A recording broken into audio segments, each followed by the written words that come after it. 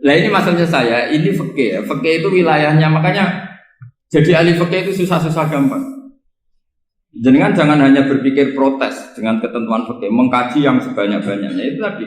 Misalnya Anda seorang supir permanen, supir bis terutama, kalau truk kan bisa leha-leha, kalau bis kan ada deadline-nya ya waktu. Seperti bis jurusan Surabaya Semarang, saya kan sering naik bis jurusan Surabaya Semarang. Kadang-kadang supirnya melihat saya tanya, Gus saya ini supir, saya ini Ramadan itu gimana ya? Ya saya sudah ngerti setengah nakal, dan senengnya dijawab rasa poso ya saya tahu ya. Tapi masalahnya secara fikih kalau kamu mengatakan kamu harus puasa terus, kamu melanggar konstitusi ilmu. Memang musafir punya diskon? Boleh? Tidak puasa. Pertanyaannya, bayarnya kapan? Sawal ya nyupir lagi, Zulqa'dah nyupir lagi, nanti sampai Ramadan ya. Nah terus, ya pas kamu cuti, biasanya cutinya pas sakit, boleh diskon lagi karena sakit. Coba. Nah, andai kan Anda jadi ahli fikih milih zaman. Lu kalau orangnya soleh terus kayak ustadz di sini kayak dosen UI kan, masa dosen UI Universitas Islam nggak Islami kan nggak mungkin. Mungkin memilih poso kan. Masalahnya ini kan hukum untuk orang kebanyakan, nggak boleh hukum musuh gak kuat. Sahur jam 3:30, ngombe vitamin pokoknya harus kuat. Itu udah hukum, itu saran. Hukum itu beda dengan saran. Hukum itu hanya berpijak musafir itu boleh store. Kalau saran memang boleh, ya usahakan kamu makan 3:30 pas fit, bir. Terus kalau nyumpir selesai jam 10 nanti istirahat. Memangnya majikan bisa ngatur jamnya? Itu fikih. Maka menjadi perdebatan yang namanya pergi itu apa? Menurut Imam Syafi'i pergi itu ya dari rumahnya ke tempat yang asing yang tidak wilayahnya namanya pergi. Menurut Imam Ahmad bin Hanbal enggak. Pergi itu tidak kerja. Jadi orang yang supir yang seperti itu namanya tidak pergi tapi kerja. Tanyakan ke publik, misalnya jenengan ke UI, istri kamu atau suami kamu ditanya, istri kamu kemana? Kira-kira jawabnya bilang pergi jalan-jalan apa bilang kerja? Kerja. Makanya kata Imam Ahmad bin Hanbal, mudi mustafar atau orang yang berprofesi, yang profesinya memang harus pergi, kayak traveling atau supir, maka itu namanya tidak pergi, namanya itu kerja. Karena apa? Sekali distatuskan pergi, maka ikut status yang dikatakan Allah dan Rasul dapat diskon boleh tidak puasa. Maka terus kita debat tentang definisi. Nah definisi ini penting, karena yang menjadikan hukum rubah itu definisi. Misalnya gini mbak ini ngaji saya. Statusnya kalau pakai status saya ajnabi, orang lain, babak ajnabiyah, maka hukumnya saya melihat babak ini haram karena statusnya ajnabi melihat ajnabiyah yang tidak mahram. Tapi kalau di fikih itu ada statusnya. Di antara lelaki boleh muwajahah sama perempuan adalah 1 untuk belajar, 2 untuk muamalah, 3 untuk kesaksian, 4 untuk pengobatan. Itu kan ada pengecualian. Sehingga statusnya sekarang Mbak itu belajar, apa ingin melihat Gus Bah atau Gus Bah itu mengajar atau ingin melihat itu statusnya bisa rubah. Makanya kalau sebetulnya kalau kita marung di warung misalnya Padang, kita nggak pilah-pilah, kebetulan pelayannya perempuan itu masih bisa dikhilah secara fikih. Saya muamalah marung, cuma kebetulan penjaganya. Tapi masalahnya Pak ini punya daftar penjaga yang cantik, itu masalah. Maka pertanyaannya itu marung ke situ demi marung. Apa demi melihat? Tidak jawab saja. Demi marung apa demi melihat? Kalau demi marung supaya kenyang, penjaga yang sangar-sangar juga banyak. Akhirnya kalau demi makan, penjaga yang cowok kan banyak. Kalau demi melihat, berarti yang dihitung kan niatnya. Berarti karena muamalah apa karena melihat? Melihat. Itu status. Jadi makanya kalau mudi musafar itu namanya orang pergi atau orang kerja? Orang kerja. Maka menurut pikirannya Imam Ahmad bin Hanbal seperti itu harus puasa. Karena dia adalah pekerja, bukan musafir. Lalu dalam masalah jumlah 3 hari misalnya. Kalau dalam fikih kita, nggak saya kenapa ngomong fikih terus ya, karena banyak yang melupakan fikih. Jenengan pergi haji.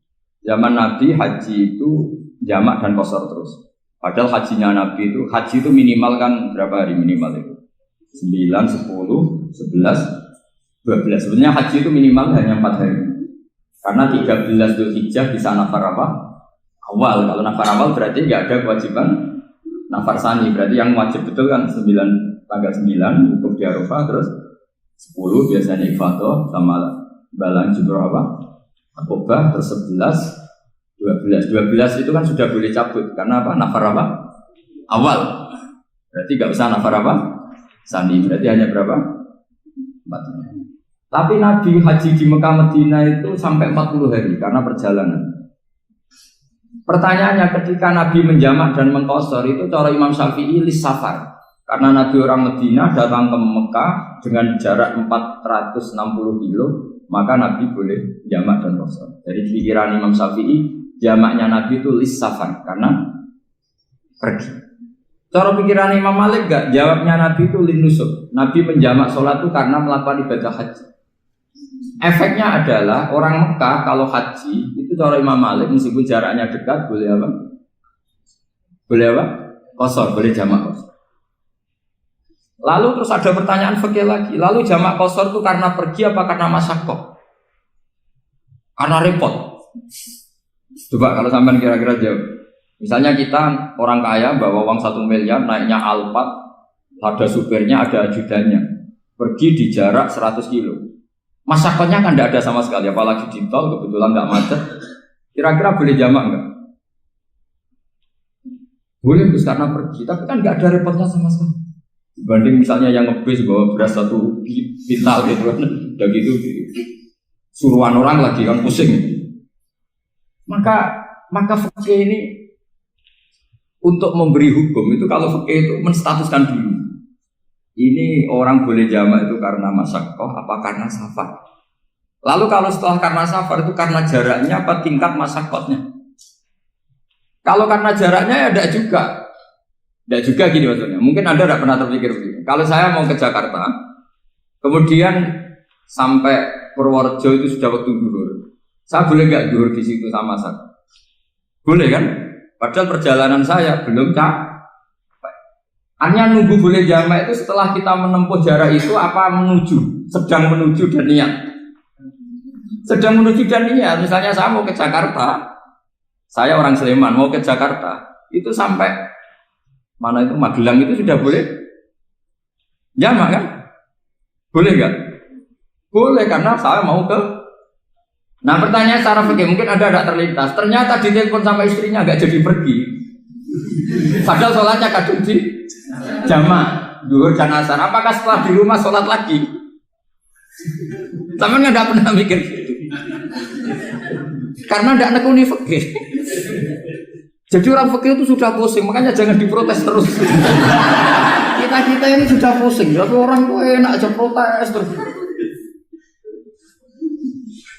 Tidak menurut jenengan nanti wajib sholat lagi enggak? Dia bolehnya jamak kan berdasar berstatus musafir. Ternyata setelah Magelang ditelepon istrinya enggak jadi. Dia kadung sholat zuhur dan asar. Setelah pulang masih jam 1. Terus ada asar, wah sholat. Kalau menurut Anda sholat lagi apa enggak? Jangan saran. Kalau saran, wah sebaiknya sholat lagi. Itu tidak hukum, itu saran itu namanya. Saran dengan hukum beda. Sholat lagi beda. Loh, ketika ada jaga itu berdasar malas atau berdasar hukum? Apa?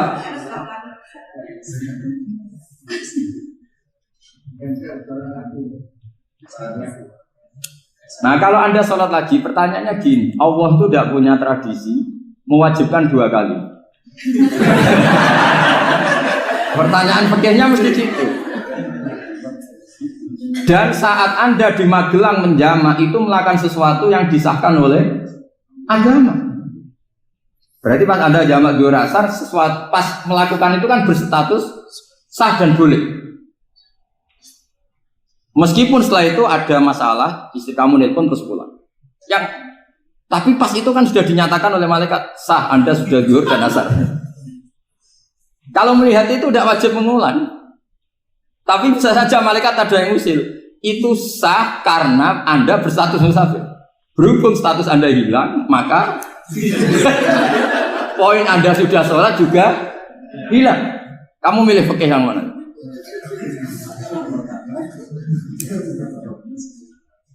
Jadi peneliti fikih itu beda dengan orang-orang yang mendengarin protes. Beda karena nekuni. Nekuni itu beda karena ada konsekuensinya. Makanya fikih itu sampai saya punya kitab fikih itu dikarang satu orang itu jumlahnya 20 jilid. Per jilid itu segini. Jadi satu meja ini dikarang satu orang. Itu mulai yang presisi, yang detail sampai yang khayal. Yang khayal juga ada. Yang khayal itu tadi beliau banyak menghayalkan diri. Suatu saat Anda datang ke Mekah itu hanya butuh waktu 20 menit. Zaman itu belum ada pesawat. Lalu boleh gak jamak? Boleh gak nakal? Nakal itu begini. Sampai orang kaya punya jet pribadi. Misalnya Anda Ronaldo masuk Islam, orang kaya. Itu bisa gak puasa? Karena begini. Misalnya dia orang, contohnya orang Arab. Orang Arab, jangan orang. Ya contohnya itu dibalik saja. Di sini itu kalau imsak jam berapa? Imsak Ramadan jam berapa? 3:30 aja biar aman ya. Kalau 3:30 kan masih imsak. Dia terbang ke Mekah. Jadi orang sini puasa jam 5 kan mulai puasa. Dia terbang ke Mekah kan masih malam. Makan terus dia. Mekah mau ada matahari terbang lagi ke barat. Karena dia menghindari berstatus puasa. Atau sebaliknya, dia orang Mekah jam 12 puasa. 12 siang puasa. Dia, wah kalau 6 jam lagi buka, bisa barangnya saya. Terbang ke Indonesia. Ke Indonesia terbang baru 1 jam, di sini sudah buka. Itu khayal. Jadi itu ada khayalnya. Itu lama dulu, sebelum ada pesawat sudah mengkhayal gitu. Bolehkah orang yang di Masyriq ke Maghrib demi itu? Kalau Anda jadi Raja Salman jam 1 kok sudah nggak kuat apa? Puasa itu diberi saran terbang ke Indonesia. Itu kalau pakai jet kan nggak sampai 9 jam, 1 jam ke Jakarta. Sudah ada wow akbar. Bukan. Boleh enggak? Lo mau kamu enggak bilang, oh enggak boleh. Wong di Jakarta sudah guru Samsi. Masa sudah matahari terbenam orangnya enggak boleh? Bukan. Leja. Apa? Kalau resikonya gini, sampean mungkin nggak mikir. Resikonya gini, kalau dia berstatus musafir, bolehnya buka karena musafir. Pertanyaannya dia wajib bayar. Kan musafir bolehnya kodok nanti harus bayar. Tapi kalau dia buka normal kan tidak harus bayar. Beda efek-efeknya beda.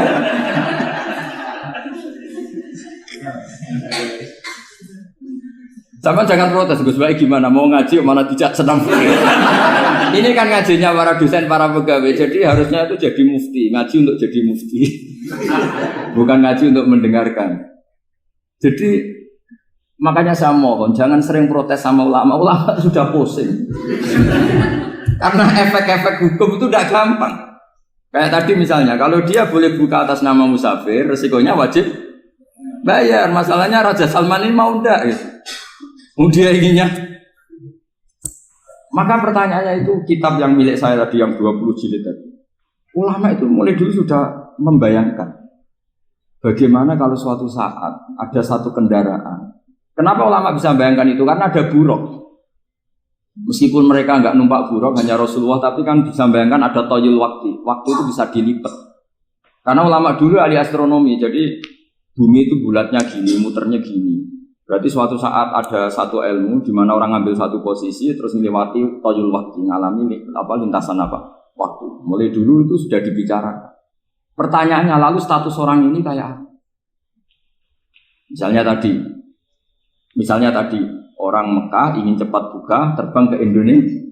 Orang Indonesia menghindari imsak, misalnya 3:30, dia belum sahur. Wah kalau saya di Indonesia ini sifatnya sahur. Wah saya tak terbang ke Mekah. Enak kan terbang di Mekah ternyata masih jam 8. Wah bisa makan sepuasnya jam 8 malam maksudnya jam 20. Pan enak sih. Bar wareg balik ning Indonesia wis jam 1 siang. Jam 1 siang kalau ingin cepat buka terbang ke timur. Langsung buka. Berarti dia kira-kira puasa aja 3 jam. Tapi terus ya mungkin kalau sampean, lalu Gus sudah repot-repot ngono tinggal turu delok sinetron kok buka dhewe. Itu tidak hukum, saran itu namanya apa? Kalau hukum tetap tadi yang dikatakan puasa adalah imsak mulai jam imsak sampai hurubus. Lalu pertanyaannya lagi, hurubus samsi sampai imsak itu konversi jam apa nyata-nyata hurubus samsi? Kalau yang diliwati khatul istiwa itu nyata, fi'lan kalau dalam bahasa Arab fi'lan awaqiyan. Tapi kalau Anda orang kutub, saya sering kirim-kiriman surat sama mufti-mufti yang ada di Timur Tengah, di Eropa, konsultasi maksudnya. Orang kutub itu kan tidak ada matahari, tidak ada apa-apa. Jika kalau Anda baca kitab di kutub, mesti Gus Bak jangan pembohong. Misalnya orang kutub ngaji saya, kamu harus subuh sebelum matahari terbit. Sekali matahari terbit, waktunya hilang. Duhur setelah matahari agak ke barat. Asar kalau matahari terbenam, hilang waktunya. Mereka bisa bilang, mataharinya di mana? Maka pertanyaannya, boleh gak mengkonversi waktu untuk orang kutub? Jadi misalnya pola umum subuh jam 4:30. Berarti antara subuh dan qadha itu 1 jam setengah. Subuh sama zuhur polanya berapa berarti? Kalau 4:30 sampai jam 12 itu 6 sama 7:30. Berarti ya kira-kira habis subuh nunggu 7,5 jam baru zuhur, nunggu 3 jam baru asar, nunggu 3 jam baru maghrib. Berarti waktu puasa kira-kira antara jam 4 sampai jam 6. Berarti berapa jam itu? 12 sama 2 14. Oke, berarti orang kutub harus puasa 14 jam. Tidak bergantung waktu mata. Tapi ada lagi pertanyaan lucunya gini, lalu 14 jam Gus itu dimulai dari mana? Apa asal 14 jam? Apa harus ada konsensus setarnya? Masih ada PR lagi. Menurut kamu gimana? Ada konsensus setarnya dimulai jam 4 dini hari. Apa asal jumlahnya? Imsak 14.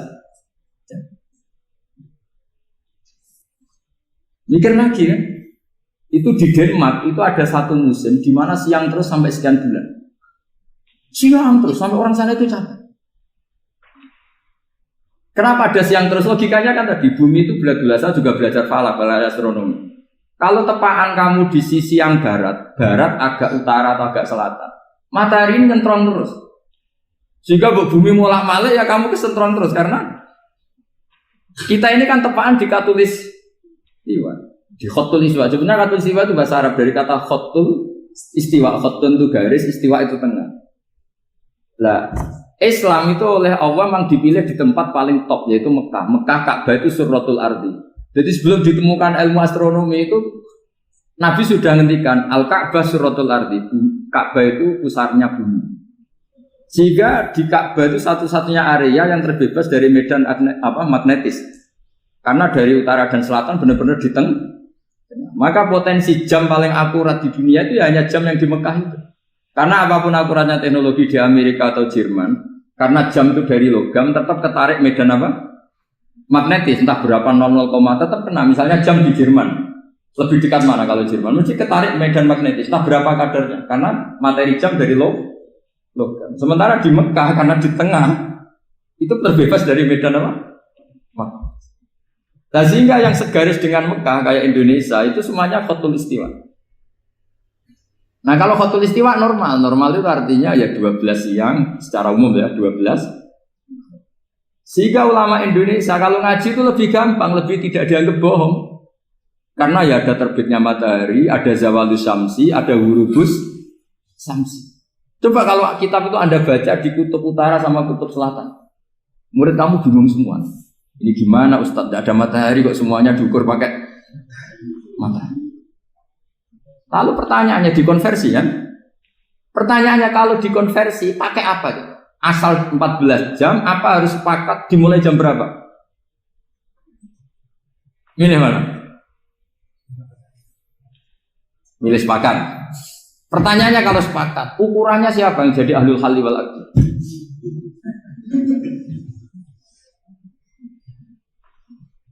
Jadi orang fikih itu sudah bingung, makanya saya mohon jangan sering diprotes. Saya pernah ketemu ulama, saya kan sering ikut komunitas di New York, itu andekan dibur, itu pas persis Ka'bah. Di buminya itu kalau dibur itu pas persis Ka'bah. Lalu pertanyaannya, ada kiblat tidak di sana? Ya bumi kan gini ya. Kalau dalam bahasa falak itu ada rubuk namanya. Rubuk itu bumi yang sewaktu itu hanya yang seperempat. Ya bumi yang sewaktu itu hanya seperempat. Jadi kita sekarang siang, berarti yang baru siang hanya seperempat bumi. Nanti yang malam ya hanya seperempat bumi. Ya, misalnya sekarang kita di sini siang, di Arab Saudi kan belum, ini masih setengah 6. Ini sekarang di Arab Saudi baru. Lah itu ada daerah di mana dengan Ka'bah itu pas atas sama bawah. Harusnya kan bebas arah. Apa? Bebas arah. Lalu orang sana sholatnya itu menghadap kemana? Pernah ulama New York itu minta fatwa ke Rabitatul Alam Al-Islami. Lalu kita harus menghadap kemana? Makanya dalam dunia anekdot ulama itu ada anekdot Abu Nawas itu orang yang nggak pernah kalah debat. Dia itu terkenal nggak pernah kalah debat. Tapi dia ada ilmuwan. Dia punya tetangga ilmuwan, punya pengaruh besar. Semua orang ngaji ke ilmuwan itu. Mantelnya bukan main, karena dia ahli falak, ahli astronomi. Mau nandingi dia tidak bisa, nggak nandingi itu reputasinya jatuh. Orang itu berteori kalau bumi itu bulat-bulat. Kalau kamu jalan ke sini, maka akan ke titik yang suatu saat si profesor ini kemalingan, terus minta tolong Abu Nawas rumah saya kemalingan. Terus lari kemana malingnya? Ke timur. Setelah ke timur, larinya ke timur. Abu Nawas lari ke barat. Terus ditanya, sudah tak bilangin malingnya lari ke timur, kok kamu lari ke barat? Nanti ketemu di titik yang sama.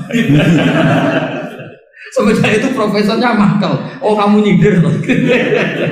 Artinya Abu Nawas gak terima. Teori Anda itu gak bisa. Secara keilmuan benar, tapi secara faktual gak boleh. Berarti kalau ada orang ngejar istrinya lari ke timur, dia harus tetap ke barat. Nanti ketemu di titik yang sama. Jadi malingnya tuh lari ke timur, Abu Nawas ngejar ke barat. Ketika ditanya profesornya, saya bilangin malingnya tuh lari ke timur, kenapa ada ke barat? Kata Anda nanti ketemu di titik yang sama, karena bumi bulat. Nah pertanyaannya gini, lalu kalau yang segaris itu ada arah enggak? Kayak New York tadi. Menurut kamu tetap berkiblat apa enggak usah? Loh kalau yang rubuk jelas. Loh gitu, kalau rubuk begini loh, misalnya begini, terus kamu di sini sama sini kan masih ada arah, tapi kalau sini sama sini masih butuh kiblat enggak? Lalu sama enggak usah protes, orang fikih sudah pusing, enggak usah diprotes. Karena yang dipikir itu macam-macam. Nah ya makanya ini mengkaji ya, saya mohon ya kayak tadi ini mengkaji, saya mohon saya cukupkan sekian. Sementing apa ya kita ada respeknya lah sama ulama. Jadi ulama itu susah, mikirnya susah, harus tanggung jawab di depan Allah, di dunia diprotes terus. Ya saya kira demikian. Assalamualaikum warahmatullahi wabarakatuh.